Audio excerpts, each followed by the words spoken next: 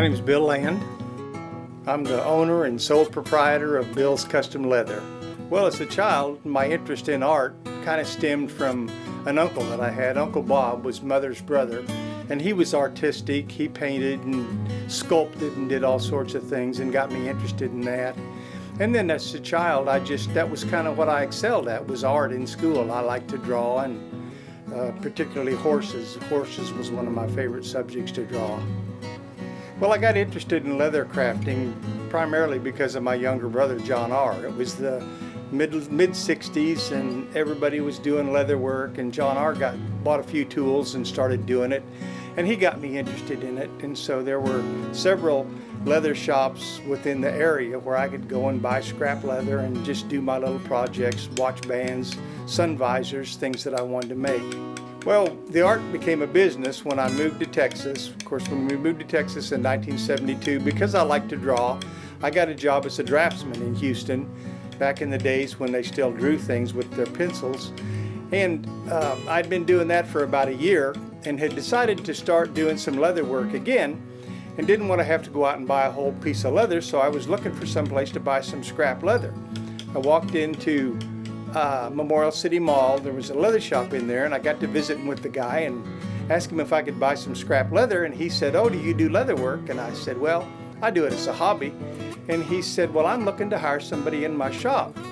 Would you like to come in and talk to me a couple of days later?" And so a couple of days later, I went in and visited with him, and he just pulled out a blank belt strap and laid it on the counter there and said, "Sit down here with my tools and make me a belt." So I sat down and picked out a couple of floral tools and stamped out a little belt for him. And he said, "I'd like for you to go to work for me." And I said, "Well, what are you going to pay?" And he said, "Well, what are you making as a draftsman?" And I told him, and he said, "Well, I can pay you that, maybe a little bit more." So I went to work for him primarily. And then I worked for Terry Vermillion for a couple of years, and then got the opportunity to open my own leather shop in 1977.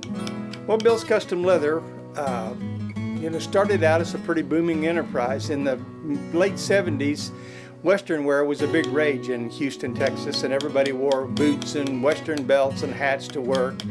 And so my business was pretty good, and I was going along. I also got the opportunity to make guitar straps for the rock band ZZ Top, and did a lot of very interesting work and was making a decent living at it. And then the bottom dropped out of the oil business in the late 70s, and I closed my business. Well, after I closed the leather shop, I did a lot of different things. If you looked at my resume from years ago, you'd think this guy could never hold a job. But I drove a dump truck for a friend of mine that owned a landfill. I worked a little bit in the oil field services business. I worked in personnel. And then in 1990, I decided that, I'd lost my job in the personnel business, and then I decided I wanted to go back to school. And so I went back to the U of H and finished my degree, and after I finished my degree, I went to work for a nonprofit organization here in Houston and worked there the rest of my working life. Well, the key to retirement, when I retired, they say the key to retirement is to find something to keep yourself busy. And all those years I had done woodworking and a little bit of leather. I had kind of kept in touch with some of my old customers, and they'd call me and say, "Oh, you remember you made that belt for me? Would you make another belt?" I did a few craft shows over the years just to keep my hand in it.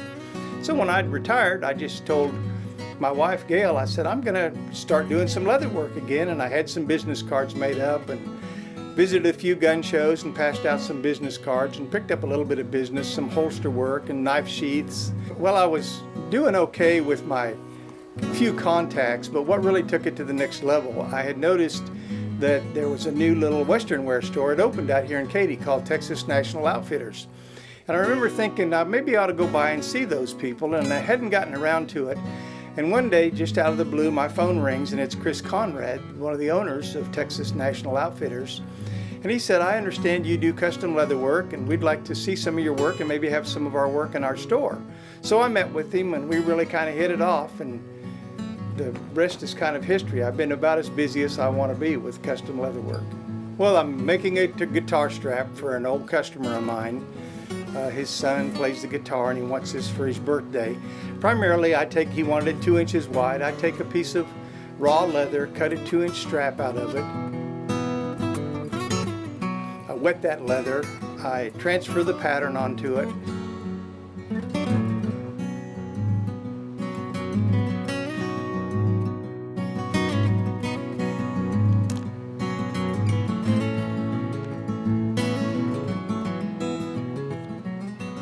Then I use a tool that's called a swivel knife, and I carve the pattern into the guitar strap.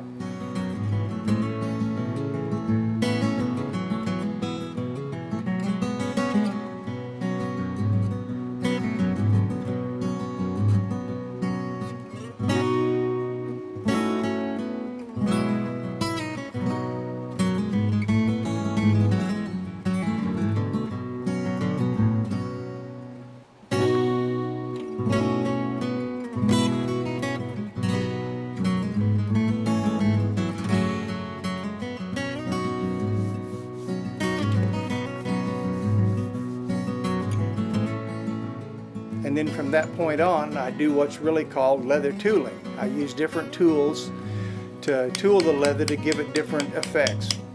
The first tool that I use is a beveler, which I do a lot of beveling, makes the pattern really stand out off of the piece of work.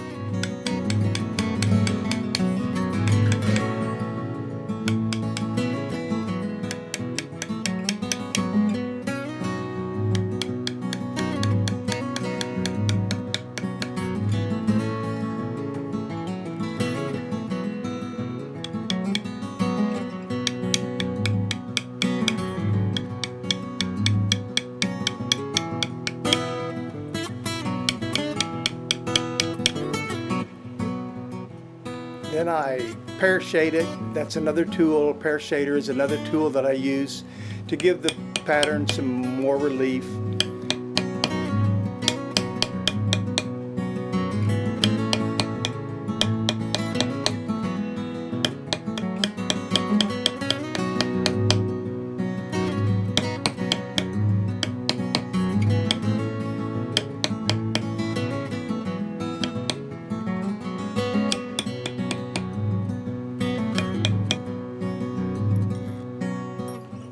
Then I use a background tool, which makes everything really stand out.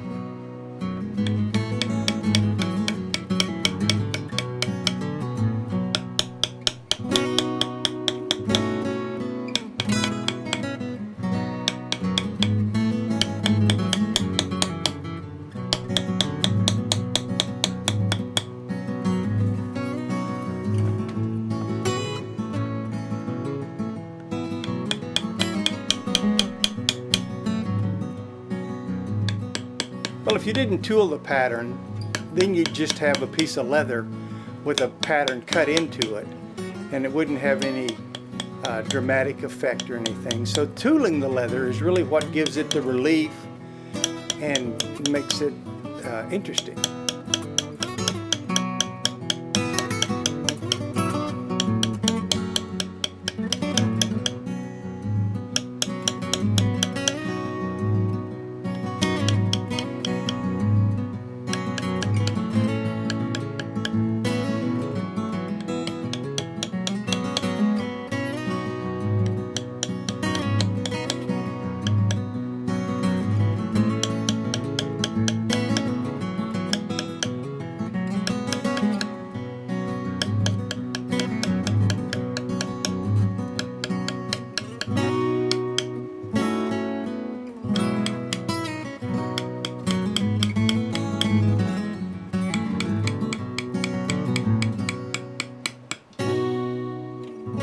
If I'm doing background on a piece, I do the background. That's a pretty long, tedious process. I have to be very careful painting all the background in.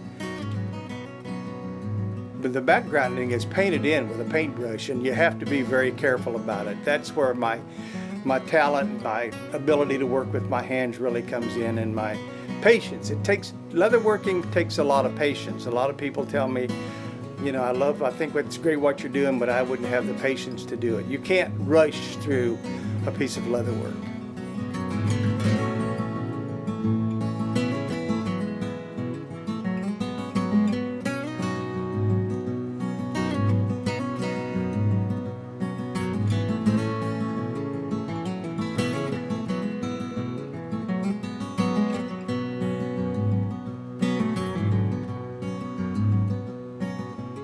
And then from that point forward, I just do the other parts of the staining that I do. It's a several step process to give it, you know, a more dramatic effect and a more interesting effect.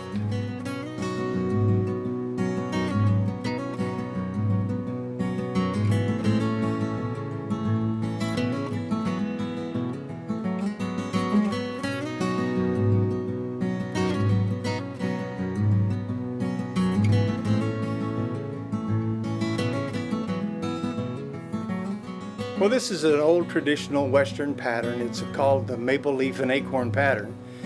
And basically it's a fun pattern for me to tool, but then the way I stain it makes it pretty individual as well. Makes it I do a lot of things that make this pattern really kind of pop. I get a lot of pleasure out of doing my work. I get a lot of pleasure of knowing that I'm doing a craft that not a lot of people do, kind of a dead craft. I'd like to be remembered as a good leather crafter, but I'd also like to be remembered as somebody that enjoyed what they were doing, that took pride in what they were doing. I consider myself an artist, and every artist signs their work. And I sign my work very inconspicuously. Someplace on every piece of work that I do, I sign with the word land, L-A-N-D.